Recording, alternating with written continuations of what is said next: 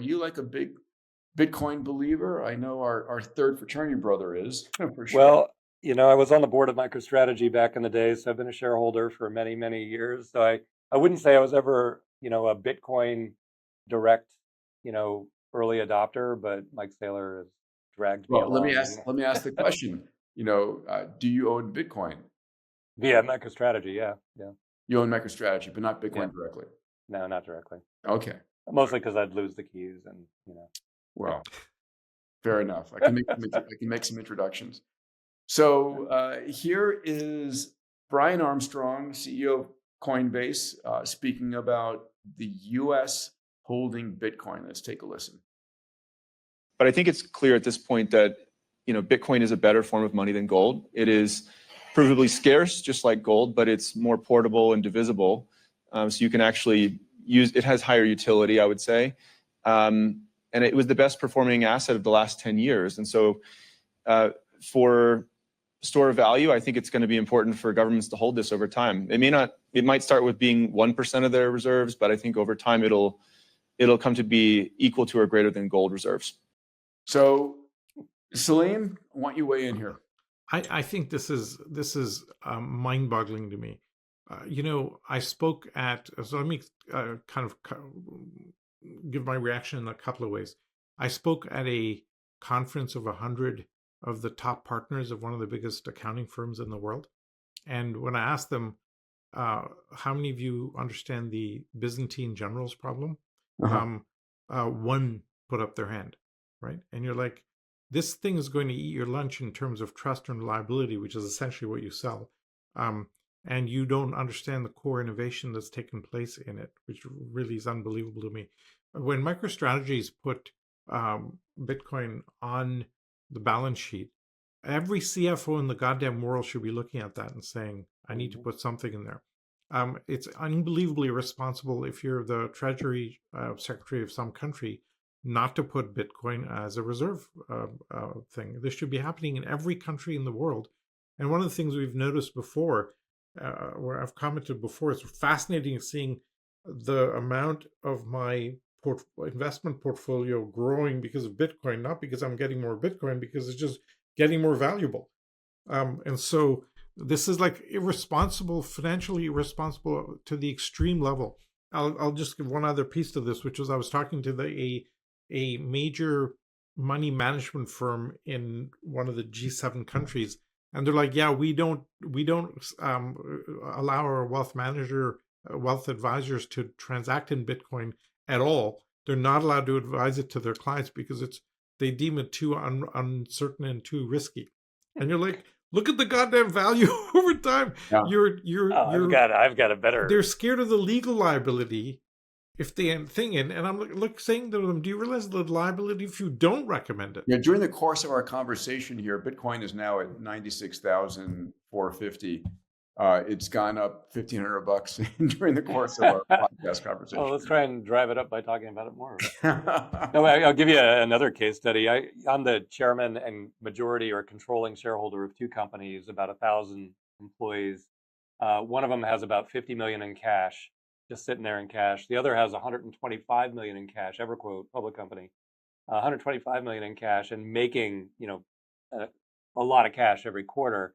I gave both CEOs green light, put any amount of that you want into Bitcoin and borrow and do what Mike Saylor did.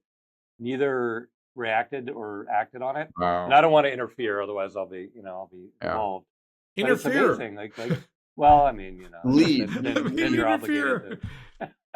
They're both great leadership teams. I don't want to get. Yeah, I mean, we did the same thing, Salim, at X Prize. We were holding a large amount of capital, and it was like, yes, it's like pulling teeth. You're both on my board. I need you to help convince the other old fogey board members. Excuse me if you're listening, guys. You're brilliant, and I love you. But can we please put our treasury to Bitcoin? And an easy thing to do there would be to take a small fraction of it, and just let it do one cycle around, and then small fraction, like 80%. Yeah. Well, it makes Mike Saylor all the more impressive that he, without any role, now you have a role model, but without any role model, Yeah. The No. amount of But this is inertia the part that drives me nuts. Now that we have a role model, right? If you're a CFO of a public company, what the hell are you doing? You're doing what you've always done because that's the least risky and you can't get blamed for doing that. Yeah. And so listen, this is the same thing in all technology companies. It is the founder-led, exponential tech, AI first companies that are going to slay everybody else. And so when Michael Saylor, again, by way of background, Michael was a fraternity brother with Dave Blundin and myself at MIT at Theta Delta Chi, our fraternity. And when you're Saylor, you can say, we are doing this. And he has a very small board. And he basically sat them down, gave them homework, and got them to back him. And he's just been at it. So the first week of May, he actually sells equity and buys another 180 million of Bitcoin. So today, very impressive, MicroStrategies owns basically 500,000 Bitcoin, which is about 2.8% of all the Bitcoin in circulation, worth $52.8 billion. Michael owns about 17,000 more Bitcoin than I do. Oh, you're doing well. Mike, not only did he have to do exactly what you said, but he had to go over to Mike Willens at Fidelity, another MIT alum, and say, hey, I need to custody this somewhere. Can Fidelity build out an entire business unit to custody Bitcoin? And Mike, to his credit, Mike Willens built it out at Fidelity. That's a lot of difficult work that's now been done for you.